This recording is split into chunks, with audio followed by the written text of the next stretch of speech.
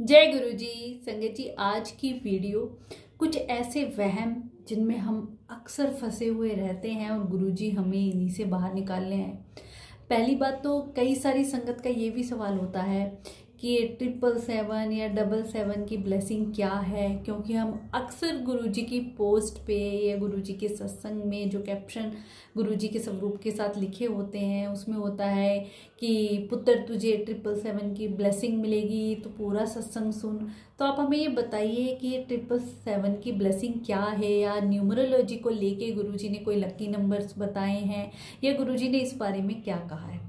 संगत जी, आपको पता है गुरुजी महाराज न्यूमरोलॉजी, पंडित, जोशी, टैरो कार्ड, जो कि मैं पहले भी अपनी वीडियो में बता चुकी हूँ, इन चीज़ों के सख्त खिलाफ थे। गुरुजी इन चीज़ों में कभी बिलीव करने के लिए नहीं कहते थे।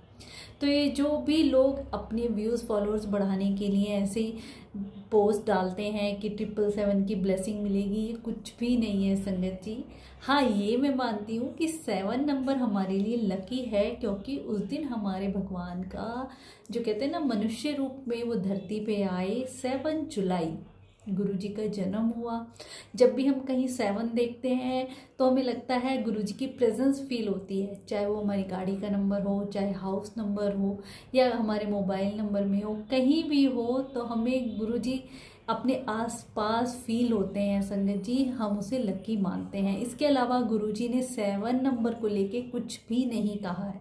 तो आप किसी भी ऐसे वहमों में ना पड़े कि आपको 777 की ब्लेसिंग मिलेगी इसलिए आपको वो सत्संग सुनना है। आप किसी डर की वजह से अगर भगवान को प्यार करते हैं तो आपको कभी भी गुरुजी की ब्लेसिंग नहीं मिलेगी। गुरुजी ने हमें भगवान से प्यार करना सिखाया, डरना नहीं। संगत जी, पर जितनी भी संगत है इन वहमों में पड़ती जा रही है।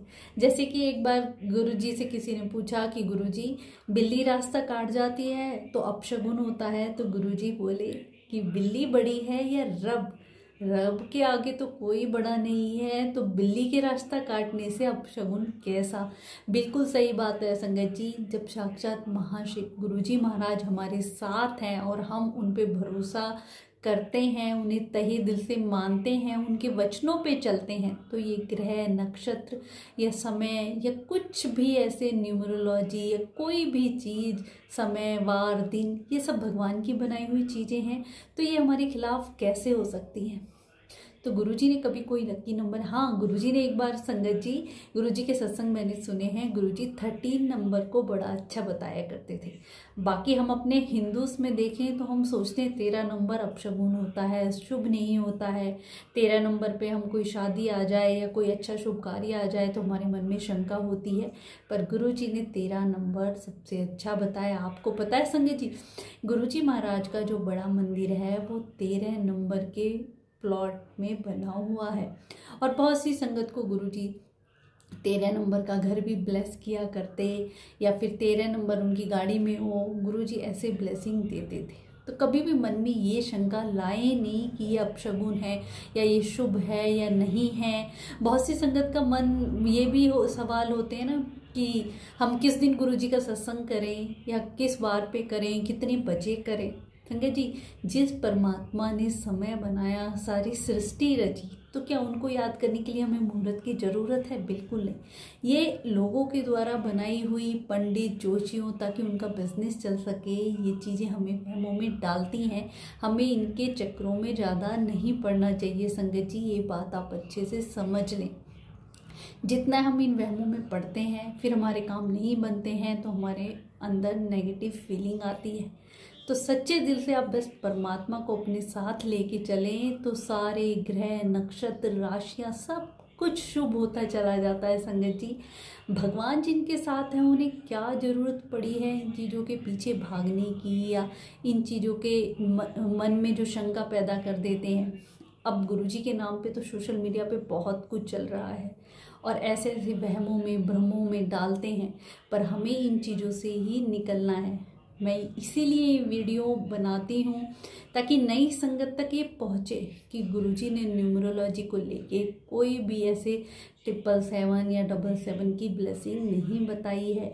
7 नंबर हमारे लिए लकी है क्योंकि उस दिन हमारे गुरुजी महाराज का जन्म हुआ था। और संगत जी कई सारी ऐसी संगत होती है जिनके मन में ऐसे ऐसे वहम होते हैं जो कि हमारे गुरुजी महाराज ने उन्हें दूर करने के लिए समय समय पे संगत को बताते रहे।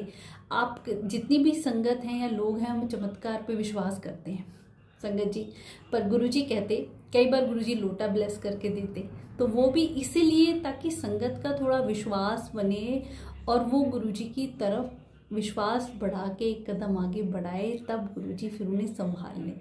संगत जी जब तक हम गुरुजी को दिल से नहीं मानेंगे तो लोटे में भी गुरुजी की ब्लेसिंग नहीं होगी।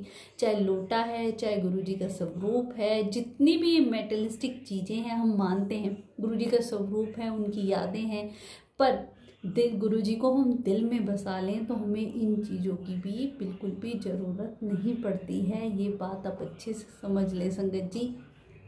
गुरुजी ने समय समय पे संगत को ये भी बताते रहे कि जितने भी पंडित जोशियों के चक्कर में हम भटकते हैं, गुरुजी की पुरानी संगत बाबा अंकल, जिनको कौन नहीं जानता है, रघुवीर अंकल के बेटे हैं और वो गुरुजी के साथ बचपन से रहे। तो एक बार वो गुरुजी को बिना बताए किसी पंडित के चक्कर में आए, मतलब उनकी कुंडली उंडली देखी, तो गुरुजी ने कुछ दिनों तक उनसे बात नहीं की।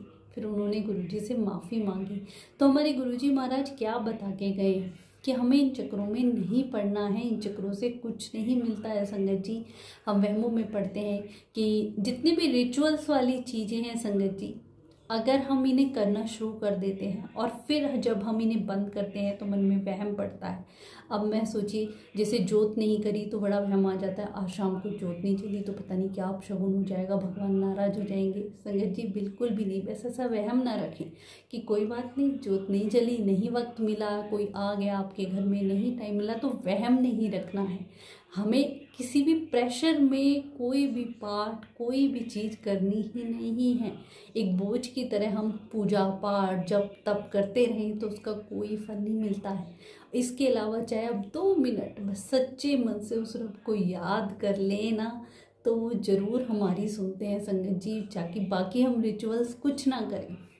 मैं अपनी हर वीडियो में यही बताती हूँ कि बस हमें गुरुजी को याद करना है। और इसके अलावा जो भी हम रिचुअल्स करते हैं या इन चीज़ों में पढ़ते हैं, उनका कोई भी लेना देना गुरुजी की ब्लेसिंग से नहीं है संगत जी। वो बात अलग है कि हमारा भाव है। अब बहुत सी संगत के ऐसे भी सवाल होते हैं कि क्या हम गुरुजी को, अभी पीछे ही कल परसों एक संगत का सवाल था कि क्या हम गुरुजी को बैंगन का भोग लगा सकते हैं, बैंगन की सब्जी का। अरे आप इन चक्रों में क्यों पड़ रहे हैं? आप भोग नहीं भी लगाएंगे तो क्या गुरुजी ब्लेसिंग नहीं देंगे? आपको पता है संगत जी, गुरुजी की पुरानी संगत जितने भी मैंने उनके सत्संग सुने हैं, वो कहते हैं गुरुजी ने तो कभी नहीं कहा कि मुझे भोग लगाओ। हम खाते वक्त, बनाते वक्त बस भाव से याद कर लेते हैं तो ही गुरुजी को भोग लग जाता है। पर आज की संगत जो जुड़ रही है, भेड़ चाल चली हुई, वो भोग लगाते हैं, मैं भी लगाती हूँ एक प्रेशर में कि हाँ घर में भी कुछ नहीं बनाया तो गुरुजी के लिए कुछ बनाना है या ये करना है, ये इस चीज़ का भोग लगाना है, इसका नहीं करना, ऐसे आरती करनी है, ऐसे नहीं करना है, ऐसे भोग को कवर करना है, या ये आरती ये वो, मतलब इन चक्रों में ही हम फंसे हुए हैं। इन सब से निकलिए संगत जी। भगवान केवल भाव के भूखे हैं। आप उन्हें भाव से एक पानी का गिलास भी जल भर के अर्पण करेंगे ना, तो वो उसको भी स्वीकार कर लेंगे। चाहे आप 56 भोग भी लगा लें, पर आपके मन में भाव नहीं है तो वो स्वीकार नहीं करते हैं। वो आपकी श्रद्धा भक्ति है, पर किसी भी चीज़ के लिए अपने आप को बांधे नहीं। गुरुजी इसी चीज़ से तो हमें निकालने आए हैं, क्योंकि हम कहीं भी चले जाएं, कहीं भी किसी मंदिर में या किसी भी पंडित या किसी जोशी या किसी और गुरु के चक्कर में, तो वो सबसे पहले हमें बांधते हैं कि तुम्हें ये करना है, ये नहीं करना है, इस चीज़ को ऐसे करो तो तुम्हें ये होगा, इतने दिनों का पाठ करो तो तुम्हें ये मिलेगा, इतने दिन व्रत रखो तो तुम्हारी ये मन्नत पूरी होगी। पर गुरुजी कहते कि भगवान के साथ कभी लेन देन नहीं चल सकता। कि हम सोचे ना कि गुरुजी मैं आपके बड़े मंदिर इतने दिन आऊँगी तो आप मेरी ये इच्छा पूरी करोगे। नहीं संगत जी, गुरुजी इन चीज़ों के सख्त खिलाफ थे। कहते भगवान से प्यार करो, चाहे तुम एक दिन भी जाओ पर सच्चे दिल से जाओ, और जब वहाँ जाते हो तो बस उन्हीं के चरणों में ध्यान लगाओ तो ही वो सुन लेंगे।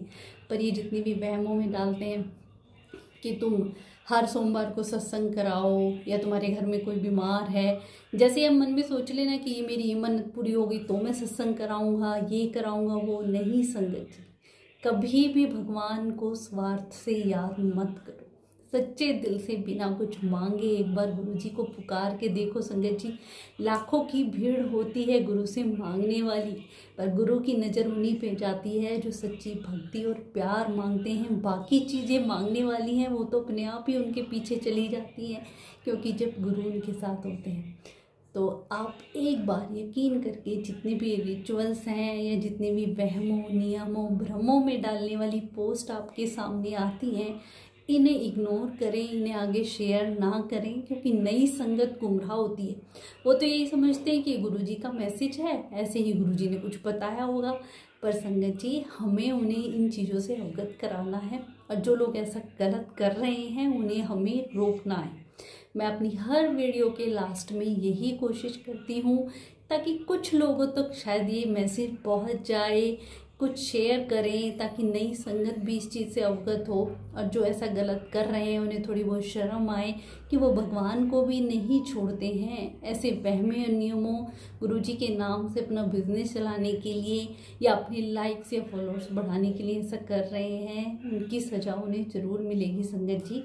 पर हमें उनका साथ नहीं देना है, और संगत को भी अवगत कराना है कि हमारे गुरुजी महाराज ने हमें किसी भी वहम में, किसी भी नियम में, किसी भी भ्रमों में या उपायों में डाला ही नहीं है। उन्होंने तो रब से प्यार करना और हर पल याद करना है संगत जी। सच्चे दिल से बस गुरुजी को याद किया करो और कुछ मत किया करो संगत जी। ये तो बहुत सबसे आसान है ना कि गुरुजी का स्वरूप हो और उसके पास जाके बैठ के सब कुछ कह दिया करो।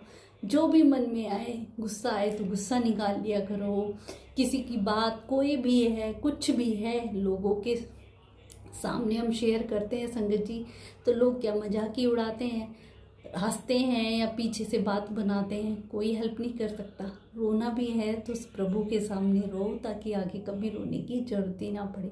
तो अपनी हर बात गुरुजी से शेयर करके देखो, उनके स्वरूप के सामने कहीं एक एक बात सच होती है संगत जी, क्योंकि वो हर स्वरूप में साक्षात विद्यमान है। अनंतम शुक्राना गुरुपा।